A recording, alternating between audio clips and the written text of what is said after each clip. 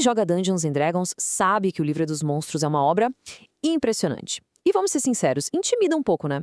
São centenas de criaturas, uma mais bizarra e perigosa que a outra.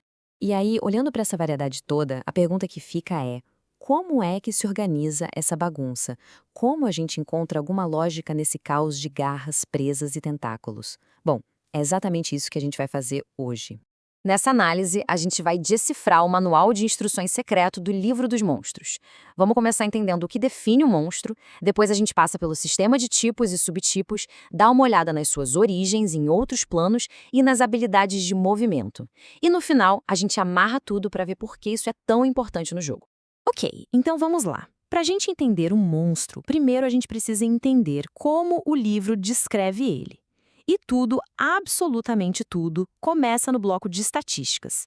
É tipo o RG da criatura. A primeira e mais importante informação aqui é o tipo da criatura. Pensa nele como se fosse a classe de um personagem. Isso não diz só a aparência, mas define as capacidades gerais, o tipo de dado de vida que ele usa e, o mais importante, como as regras do jogo vão interagir com ele. E isso tem um impacto muito, mas muito prático no jogo. Por exemplo, uma magia como imobilizar animal é totalmente inútil contra um esqueleto, que é do tipo morto-vivo. Mas contra um lobo atroz? Aí o estrago é grande. O tipo é a primeira chave para a gente entender as fraquezas e as forças de qualquer criatura. Beleza, agora que a gente já pegou a base, vamos para o principal sistema de organização do livro, os tipos e subtipos. Olha só alguns dos tipos mais clássicos. As aberrações, tipo Beholder, são aquelas criaturas bem alienígenas, esquisitonas. Animais? Bom, são animais, né? Gigantes, como Trolls e Ogros, já são aqueles humanoides enormes e super fortes. E os humanoides são raças como Goblins e Orcs, que têm até uma estrutura social própria. Mas a coisa não para por aí, não. Tem uma segunda camada nessa organização, o subtipo. Ele adiciona um detalhe super importante, porque ele agrupa criaturas que às vezes são de tipos diferentes, mas que têm algo em comum, tipo uma afinidade com fogo, por exemplo.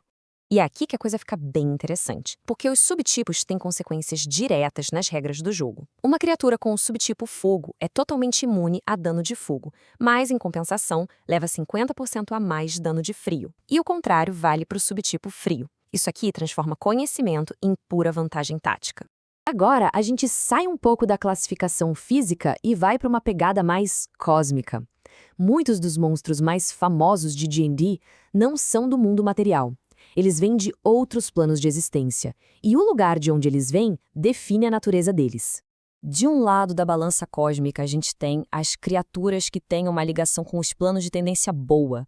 Anjos, arcontes, são os exemplos clássicos. Seres feitos de pura luz e ordem que estão aí pelo multiverso combatendo o mal. E do outro lado, claro, temos os representantes dos planos malignos. Demônios e diabos são a pura encarnação do caos e da tirania. A simples presença deles pode corromper a realidade. Essa briga entre bem e mal é um dos pilares de todo o universo do jogo. A gente já sabe o que eles são, de que são feitos e de onde eles vêm. Tá, mas como eles se movem? Porque, olha, a forma como um monstro anda, voa ou escava pode mudar completamente o rumo de um combate. O livro dá pra gente uma base bem clara. Um humano médio se move 9 metros por turno. Um quadrúpede, tipo um lobo, é um pouco mais rápido, 12 metros. Agora, uma criatura voadora grande como um grifo domina os céus com impressionantes 24 metros. Mas é claro que as coisas podem ficar bem mais esquisitas. E essa descrição aqui ilustra perfeitamente como as regras são feitas para serem quebradas. Isso aí é a Pantera Deslocadora, uma criatura que não só tem 6 patas e tentáculos, como tem uma habilidade que distorce a luz ao redor dela, o que a torna um alvo quase impossível de acertar. E além de voar, tem muitas outras formas de movimento e de percepção que dão uma vantagem tática absurda. Monstros que nadam, escalam ou escavam mudam o campo de batalha por completo. Habilidades como sentido sísmico para sentir vibrações no chão ou percepção às cegas tornam táticas como escuridão e invisibilidade praticamente inúteis. Certo, um monte de termo técnico, classificações, mas no fim das contas a pergunta é: por que isso tudo importa? Por que a gente deveria gastar tempo entendendo a diferença entre um tipo, um subtipo ou de que plano um monstro veio? Porque esse conhecimento é poder, simples assim. Para quem joga, significa saber exatamente qual fraqueza do inimigo explorar. E para quem mestra, significa criar desafios que são realmente memoráveis. Saber que o monstro tem subtipo fogo já te diz qual magia preparar. Saber que ele pode escavar muda o jeito de pensar numa masmorra. E saber que ele é de um plano maligno dá uma motivação muito mais legal para ele do que só proteger um tesouro.